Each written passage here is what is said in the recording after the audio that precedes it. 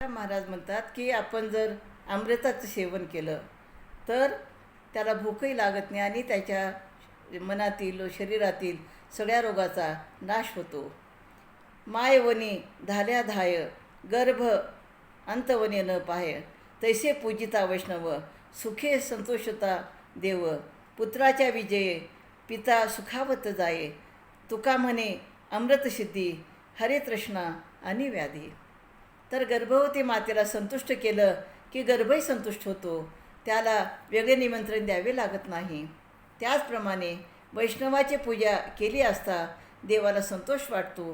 पुत्राचा विजय झाला की जसं पितासुद्धा आनंदाने फुलून जातो, त्याप्रमाणे तुकाराम महाराज म्हणतात की अमृत प्राशन केल्यानंतर, प्राप्त झाल्यानंतर, त्याचे सेवन केल्यानंतर आपली भूकही नाहीशी होते आणि रोगाचाही नाश होतो. आणि म्हणून विठ्ठल रूपी अमृत हे तुकाराम महाराजांना मिळालेलं आहे. रामकृष्ण हरी.